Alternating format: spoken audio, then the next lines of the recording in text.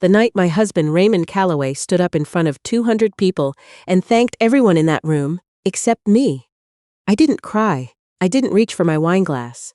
I just sat very still, with my hands folded in my lap, and thought, he has no idea what's already been set in motion. But I'm getting ahead of myself. Let me go back to where this really started. Not the night of the dinner, but 34 years before it, in the parking lot of a Canadian Tire in Mississauga, where a young man with a busted tail light and a big smile asked me if I knew anything about cars. I did not know anything about cars. But I knew Raymond Calloway was going to be trouble from the moment he looked at me like I was the answer to something he hadn't even asked yet. We married young. I was 26, he was 28, and I was already 3 credits away from my teaching certificate at McMaster. I finished the degree, of course. That was never a question, but what I didn't finish was my plan to do my master's after. Raymond had just gotten his first real position at an engineering firm in Hamilton, and the commute was long. And then our son Marcus came along. And then our daughter Priya. And somewhere in all of that, my ambitions quietly moved to the back of the shelf, the way library books do when you keep meaning to return them, but just never quite get around to it. I taught elementary school for 27 years. Grade 3s and 4s, mostly. I loved those children like they were partly mine, and I came home every evening and made dinner and helped with homework and kept the house and kept the books and kept my mouth shut when Raymond started staying later and later at the office. Because I told myself, that's what building a career looks like. And I had watched my own mother do the same watching my father, and I thought that was just the shape a long marriage takes. Raymond's company grew. He made partner at 51. By the time he was 58, Calloway and Associates had offices in Toronto, Calgary, and one small satellite office in Vancouver that he visited 4 times a year and talked about like it was the moon landing every single time he came back. I was proud of him. I want to be clear about that, because what comes later could make it sound like I was always just waiting for him to fail, and that's not the truth. I was genuinely proud. I had ironed a lot of shirts and attended a lot of company dinners, and smiled at a lot of people whose names I had to relearn every 2 years, and I did all of it because I believed in Raymond Calloway, and I believed that what we had built together meant something. The first time, I noticed something was wrong.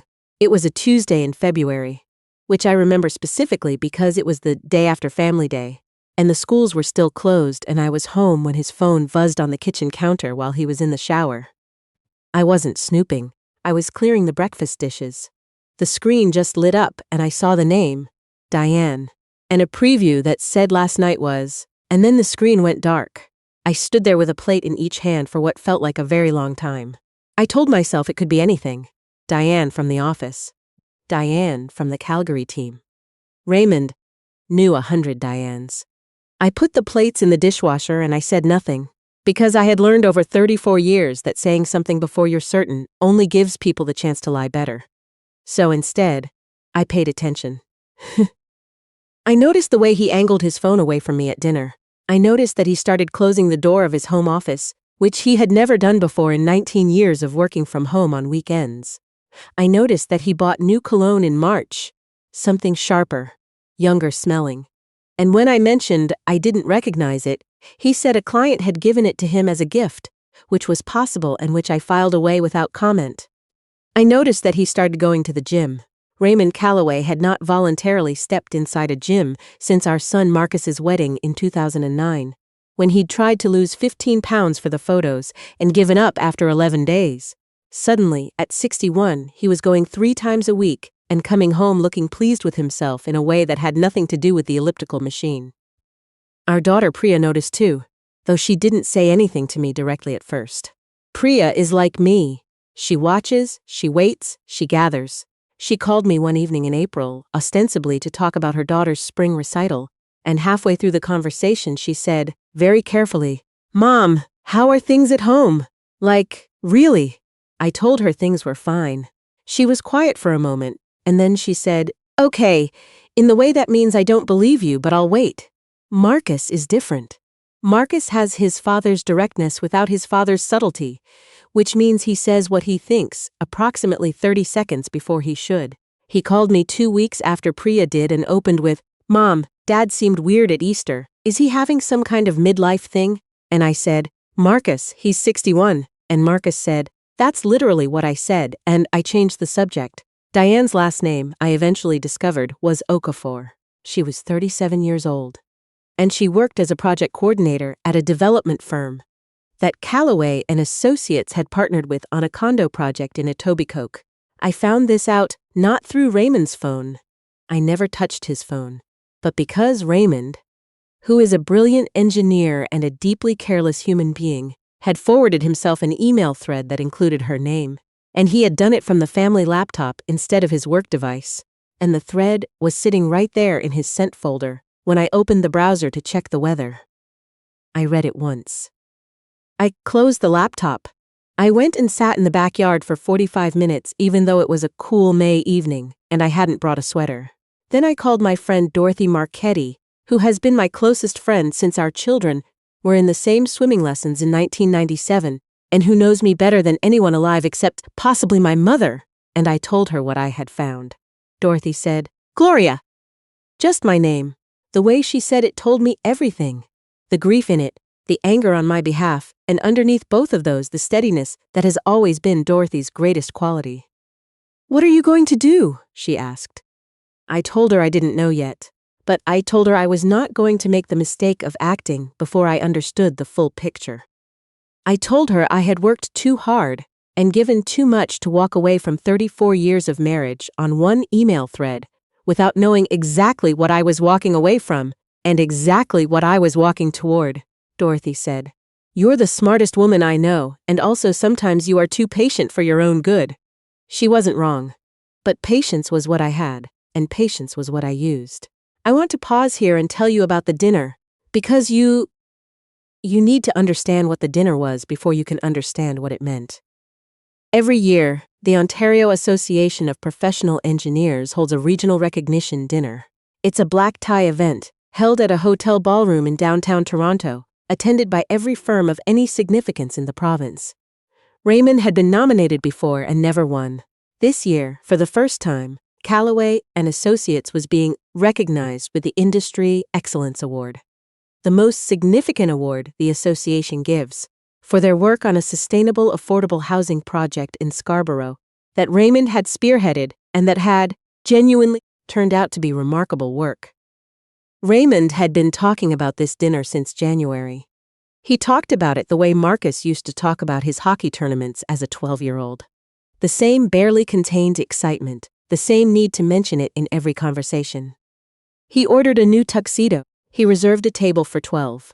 He sent a group email with the dress code and the parking information, and a note about the dinner menu with an option for dietary restrictions. He included me in the invitation as a formality. I could feel that, even in the way he handed me the printed ticket, quickly, without quite meeting my eyes, like he was completing a task on a list. I said I would be there. I smiled and said I was proud of him, and I meant it, and I also meant every single thing I was planning to do. And both of those things were completely true. I had, by this point, spoken with a lawyer. Her name was Catherine Velez Park, and she came recommended through Dorothy's sister, who had used her during a divorce 7 years ago. Catherine Velez Park is a small woman in her mid-50s, with an office in Oakville, and a way of speaking that makes you feel like everything is already under control even when nothing is. She listened to me for an hour and a half, and at the end she said, You've been very thorough. And I said, I used to be a teacher. Preparation is a habit. And she smiled for the first time during the whole meeting. I had also, with some guidance from my nephew Jordan, who works in IT, ensured that I had documentation. Not because I wanted to go to war. I didn't. But because I was 62 years old, and I was not going to stand in front of a judge or a mediator someday with nothing but my word and 34 years of unpaid labor and hope for the best. Raymond had made certain financial preparations of his own, it turned out. Nothing illegal, but the kind of quiet repositioning that a person does when they're thinking about the future, and haven't yet told their spouse they've been doing that thinking. Catherine noticed it in the documents immediately. She circled several things in red and looked at me over the top of her reading glasses and said, This is why we're doing this now and not later. The week before the dinner, Priya came to visit. She sat at my kitchen table, with her hands wrapped around a mug of tea, and she looked at me for a long time, and then she said, "Mom, I need you to tell me the truth about what's happening." So I told her. She didn't cry right away.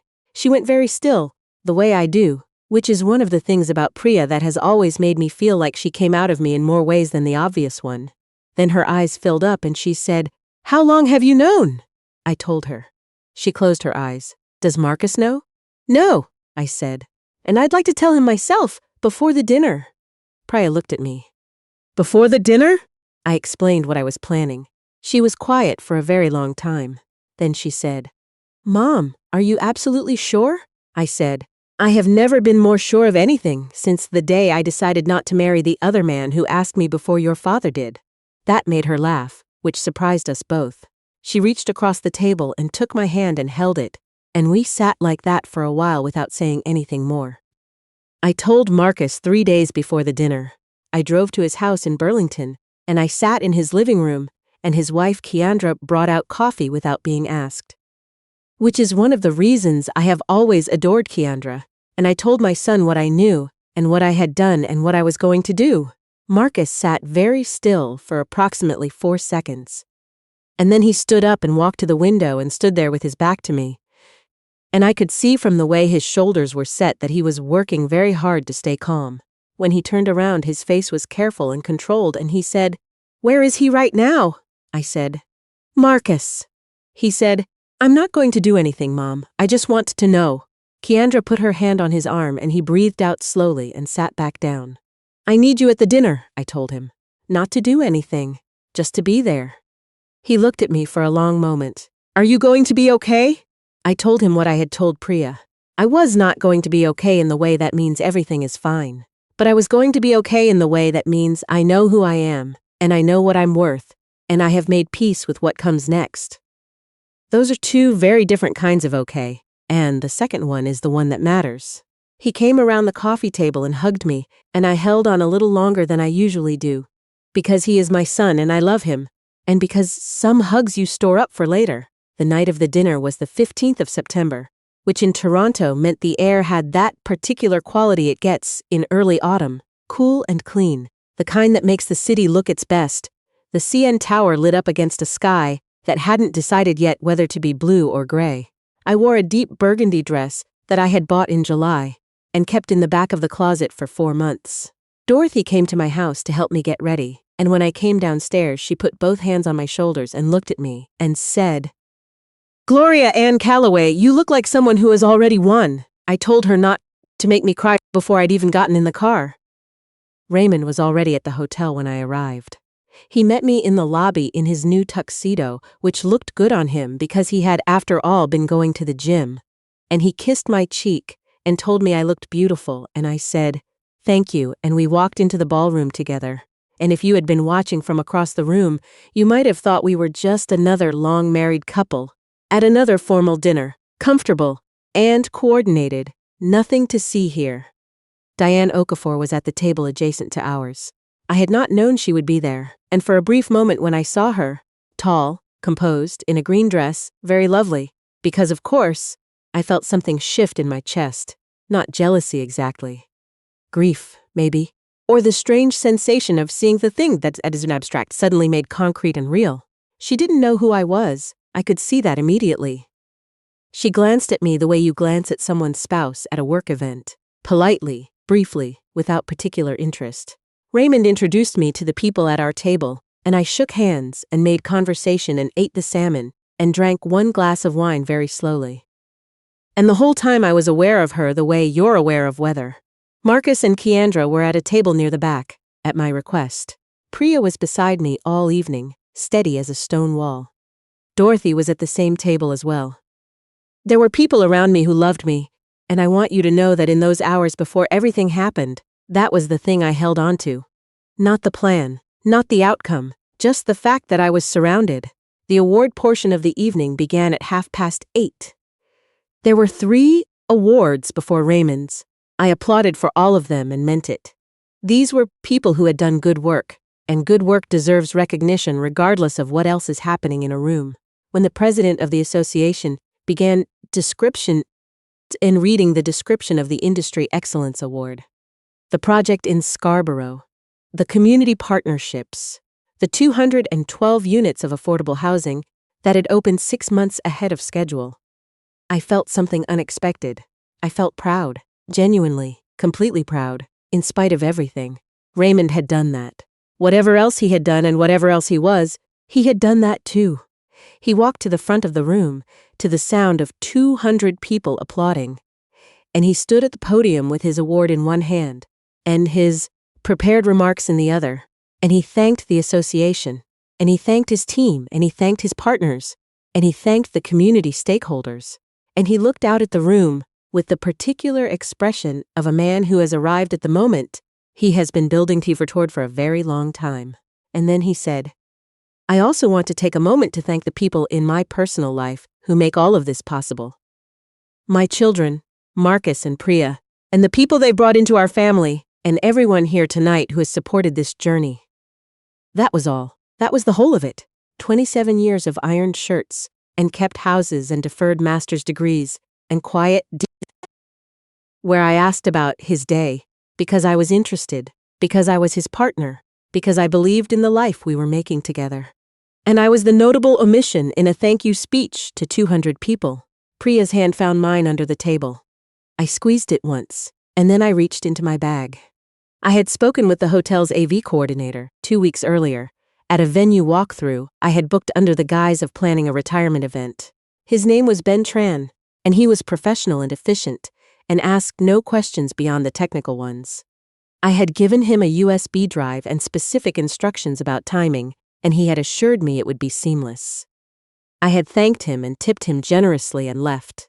The room was still applauding as Raymond stepped back from the podium. And then the main presentation screen, the large one at the front of the ballroom, that had been displaying the association's logo and the award descriptions all evening, changed. It didn't announce itself. It didn't flash or make noise. It simply changed, the way slides change when someone advances a presentation, quiet and matter of fact. What appeared on the screen was a document, clean, formal, printed on the letterhead of Catherine Velez Park's law firm in Oakville. It was dated 3 days earlier. It was, in the plain language that family lawyers use, a petition for divorce on the grounds of adultery, with Raymond Gerald Calloway named as the respondent, and the matter of a 34-year marriage and its shared assets listed in neat, numbered paragraphs below. Beneath the document was a single line of text, in the same font size as the award descriptions had been, so that everyone in the room could read it clearly.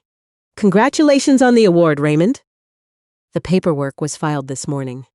Gloria, the applause stopped. I want to be precise about what the silence sounded like. Not shocked. Shocked is too sudden.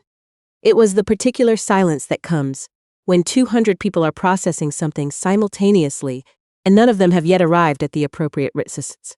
It lasted perhaps 4 seconds, which is a very long time in a silent room. Raymond had turned to look at the screen. I could see his profile from where I was sitting. The stillness of it, the way his mouth had opened slightly. He had the award in his right hand and his speech in his left, and he was holding both of them without moving, like a man who has suddenly forgotten what either object is for. Diane Okafor at the adjacent table had also turned to look at the screen. I saw the moment she understood what she was reading. She reached for her water glass and missed it.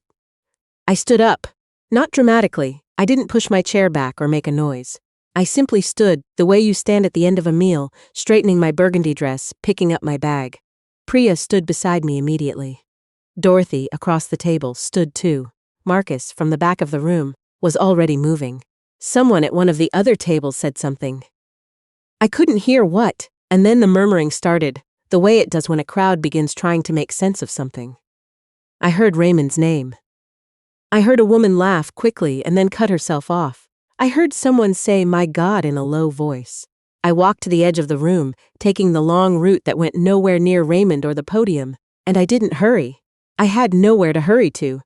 I had spent 34 years hurrying home from school to have dinner ready, hurrying through my own interests to have space for his, hurrying to smooth things over and keep the peace, and make sure everything looked fine from the outside, because I was the one who cared how things looked from the outside. Because it turned out that was also my job. I was done hurrying. Marcus met me near the door. He took my arm without saying anything, and for a moment we just stood there, the two of us, and I looked at my son. This tall, sometimes too direct, fiercely loyal man who had driven 45 minutes to be in this room tonight, because I asked him to, and I felt something ease open in my chest that I hadn't realized had been closed. "Mom," he said. "You okay?" "I'm okay," I said, and I meant the second kind. We walked out of the ballroom into the clean September air, Priya on my left, and Marcus on my right, and Dorothy just behind, and the door closed behind us, and the sound of the room disappeared, and I stopped on the sidewalk outside the hotel, and I looked up at the sky over the city, and I breathed in and I breathed out. I will not tell you that what came after was easy. Divorce is never easy, and 34 years of shared life doesn't untangle neatly, no matter how well prepared you are. There were lawyers and phone calls, and difficult conversations with the children, and one truly terrible Sunday afternoon when Raymond came to collect some of his things. And we sat in the kitchen afterward in the wreckage of what we used to be, and didn't say anything for a long time. He never denied any of it. I'll give him that. When I asked him, directly in the presence of our lawyers, he sat across the table from me and said, "No, I'm not going to deny it." And then he said, "I'm sorry, Gloria. I don't know what that cost him.